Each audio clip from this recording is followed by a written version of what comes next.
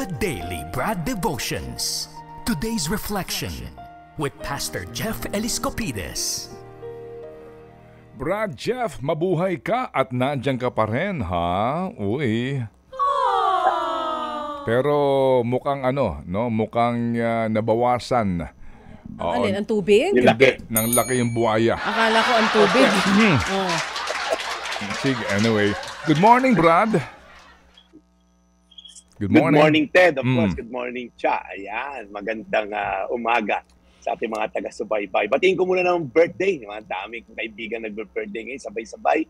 Si Pastor Joseph Bonifacio. Ayan. Mitzi Reyes at saka si E.G. Yung aking kaopisina sa Revealed City Church. Ayan. Brad Ted, morning. Good morning po at magandang umaga rin po at happy birthday kay Tito Oji.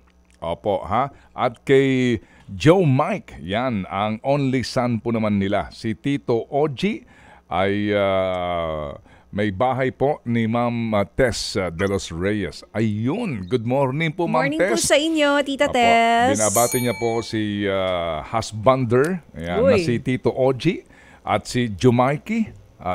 Si Joe Mike. Joe Mike. Opo, si Joe Mike, ang kanila pong kaarawan ay sa araw ng Linggo, March 10. Uy, yan, happy Marso birthday. Adjes, advance happy birthday po. And today nga po, birthday ng aking kapatid si Terry. Bukas po si Ate Telma at si Ate Nati Ocampo Versosa. Yon, March 9 naman si Nolet Bartolome. Opo. At March 10 nga po itong si Daddy Oji at si Happy Joe Mike. birthday, Daddy Oji. At maligayang bati rin po naman kay Unte Ruby. Uy, Yan. si Kuya Unte Aisa. Opo, sa March 22nd. Ba? Ka-birthday niya ho si Fina Chua. Yan ang ating mga kapatid po na nagdiriwang ng kaarawan. Ngayon po Marso at si Engineer Erwin Villegas Galang. Oo. Ang head ngayon ng engineering po ng Signal. Lapit na, Tito Good morning. Erwin. At Back kay, naman. At kay Ninang Tina Monzon Palma. Happy birthday po, Ma'am Tina. March 29 po ang birthday niya. Okay, klaro yan. Sige. So, salamat, Brad. Wala pa nga. Thank you. Mag-i-start pa lang si Brad. Eto na po, Pastor Jeff, ang inaabang magandang balita ng ating mga kapatid ngayong, ang bilis, Huwebes ng umaga.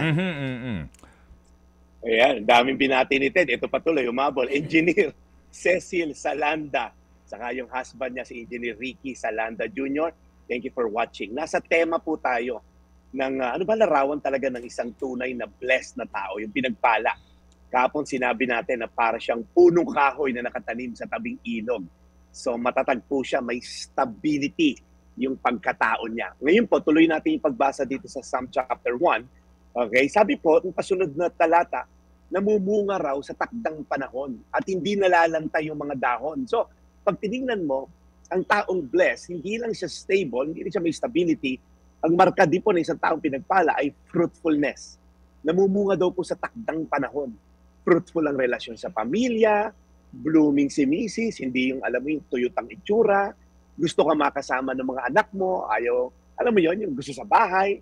Kasi may mga anak ayaw sa bahay, gusto sa barkada o kamag-anak sa labas. Pero yung fruitful relationship pa, yung mga kaopisina mo, gusto ko pag nasa paligid ka.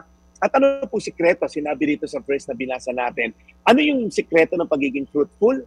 Okay? Sabi, yung may season ka, hindi ka yung nagmamadali, nag-i-invest ka. Kasi alam mo, yung harvest will come. Sabi po sa 1:15:5, yan po yung Bible verse natin ngayon, ako ang puno ng ubas at kayo ang mga sanga. Ang nananatili sa akin at ako naman sa kanya, ang siyang nagbubunga ng sagana. Sapagkat wala kayong magagawa kung kayo'y hiwalay sa akin. Ang ganda po na itong illustration na to ni Jesus. Inalin tulad niya sa puno ng ubas yung fruitfulness. Ang dahilan kaya may bunga yung sanga kasi naka-attach sa puno. Tama po ba?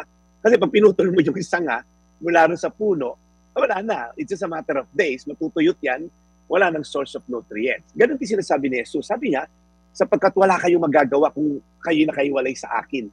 Apart from me, you can do nothing. Tedja, meron lang akong short illustration. Indulge me. I have here yung glove. Alam niyo po yung glove. Itong gloves na to, wala pong buhay to. Okay? Walang silbi to. Walang gamit on its own. Tama? Ngunit ito pong glove na to, pag ipinasok ko to sa kamay ko, okay? Short lang po ito. Pag pinasok ko to sa kamay ko, okay? Marami na pong magagawa tong gloves na to.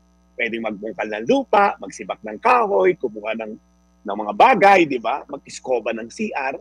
Marami siyang magagawa dahil yung kamay ko nasa loob, nakapasok sa kanya. Ngunit pag humiwalay itong glove na to sa kamay ko, balik siya sa walang silbing rubber material.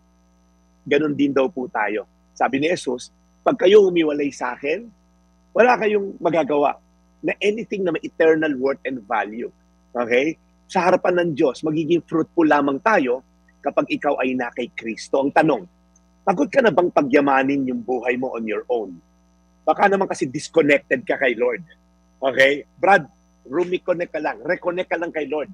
Lagi siyang nag-aabang na bumalik ka. Okay? Ang Holy Spirit ay naghihintay lamang, okay, pag tinanggap mo si Jesus. Papasok siya sa atin. Kaya po, again, ano ang sikreto ng fruitful life? Remain in me, sabi ni Christ. And as I remain in you, you're gonna be fruitful. Ulitin ko po, 1:15, ako ang puno ng ubas at kayo ang mga sanga. Ang nananatili sa akin at ako sa kanya. Ang siyang nagbubunga ng sagana sapagkat wala kayong magagawa kung kayo'y hiwalay sa akin. Tayo po'y manalangin. Panginoon, maraming pong salamat sa inyong salita. Tunay nga, Lord, we can do a lot of things na wala ka. Pero Lord, ito ay temporal, mga bagay na hanggang dito lang sa lupa, at walang eternal sense and purpose. Pero Lord, pag ikaw kasama sa picture, we can accomplish greater things through you. Greater and far greater things na may eternal worth and value. Yung generosity namin, pag nandiyan ka, will stem out of a grateful heart. Kaya Lord, help us to reconnect to you. Ilayo nyo kami, Lord, sa mga distraction na maglalayo sa inyo, sa amin. Salamat, Panginoon, sa pagiging fruitful na aming mga kababayan at tagapakinig. Sa pangalan ni Jesus. Amen. Amen. Amen. At muli, mahal na aming Ama, alagaan niyo po si Brad Jeff sa kanyang araw-araw na pagmimisyon. Lord, salamat po muli sa magandang balitang hatid ng segment na ito. Salamat, Lord, sa inspirasyon na binibigay po ng segment na ito sa aming lahat. At salamat, Panginoon, sa inspirasyon din po ng mga taong patuloy pong nagbibigay ng biyaya sa mga nangangailangan ng hindi man lang po gusto ng pagkilala. Mahal na Panginoon, ito po yung mga milagro na aming may tuturing.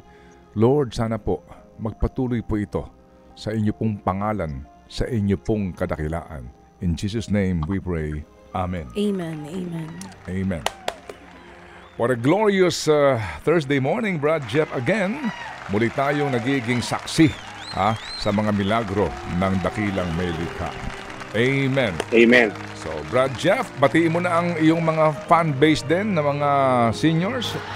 Si Ma'am Tessa de los Reyes, ang sisterhood ni Boss MVP. Good morning po, Tita Ma'am. Tess. Good morning po sa inyo at sa inyo pong buong pamilya.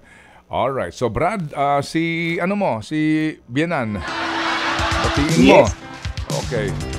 Of course, ang ating Mami Angie Raso, the one and only Bianan na pinakamamahal ko. Yan, no? Okay, sige. Balak pa magdalawa no?